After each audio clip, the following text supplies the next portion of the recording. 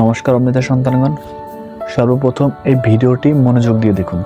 এই যে আমি স্বর্গ আর নরকের কথা আমরা বলি যে স্বর্গে যাব নরকে যাব, তা কোনো মরা মানুষ কোনোদিনও ফিরে এসে বলেনি যে কোনটা স্বর্গ এবং কোনটা নরক, মানে সে স্বর্গে গেছে না নরকে গেছে। আর কোনো জ্যান্ত মানুষও কোনো দিন স্বর্গে বা নরকে যেতে পারে না। তাহলে এই স্বর্গ আর নরকের ইনভেনশনটা কে করেছিল? এই বনটির কথা পুরোপুরি অগ্রাহ্য করা যায় না, তাই বনটির কথার উপর ভিত্তি করেই আজকের এই আলোচনা, যা হাজার বছর ধরে মানুষের মনে ভয়, সন্দেহ আর বিভ্রান্তি তৈরি করে রেখেছে। অনেক মতাদর্শে বলা হয়, তুমি যদি আমাদের কথা মতো না চলো তবে মৃত্যুর পরে আগুনে পোড়ানো হবে, তেলে ভাজা হবে, অস্ত্রে ছিন্ন ভিন্ন করা হবে। আর যদি আমাদের মতানুসারী হও তবে থাকবে হুর, পরি, অসংখ্য নারী, মদের নদী, মানে যেসব জিনিস পৃথিবীতে অনৈতিক সেগুলোই যেন ভিআইপি সংরক্ষণ। আজকাল তো অনলাইনে ইউটিউবে হুর, পরি, অপসরণে রমরমা ভিডিওর ব্যবসা করে উঠেছে। কিন্তু সত্যি বলতে এগুলো সবই প্রাচীন সমাজপতিদের কল্পনার গল্প মাত্র।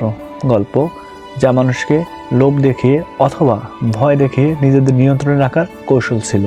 কিন্তু বেদভিত্তিক সনাতন ধর্ম একটি বাস্তববাদী, অত্যন্ত উচ্চতর দার্শনিক ও প্রজ্ঞাময় দর্শন। এখানে স্বর্গ নরক নামে কোনো শিশুতোষ গল্প নেই। এখানে আছে কর্মফলবাদ, জন্মান্তরবাদ এবং সবচেয়ে গুরুত্বপূর্ণ হলো বাস্তববাদ। চলুন দেখি বেদ কি বলে। বেদের স্বর্গ বহুবার এসেছে, কিন্তু একবারও এটি মৃত্যুর পরে অন্য কোনো একটি জায়গা হিসাবে বলা হয়নি।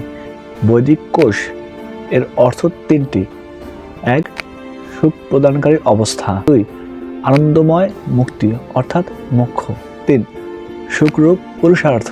এখানে কোথাও স্বর্গলোক মানে আকাশে একটা রাজপ্রাসাদ এমন কিছু নেই।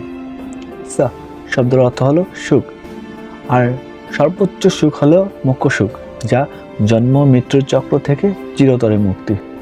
অথর্ববেদে একটি অসাধারণ মন্ত্র আছে, অষ্টচক্রা নবধারা দেবানাং পরিয়োদ্ধা, অর্থাৎ এই দেহ 9টি ধার আর 8টি চক্র সহ দেবতাদের বাসস্থান অর্থাৎ বসবাসের স্থান। এই দেহের মধ্যেই আছে হিরণ্যময় কোষ, যা ব্রহ্মজ্যোতির দ্বারা ঢাকা। এই হিরণ্যময় কোষকে বেদে স্বর্গ বলছে, অর্থাৎ সুখী দেহ সুখী মন, এটাই পার্থিব স্বর্গ। নরক এটিও কোনো আলাদা অগ্নিকুণ্ড নয়। বেদে নরক শব্দ খুবই কম, অর্থ খুব স্পষ্ট।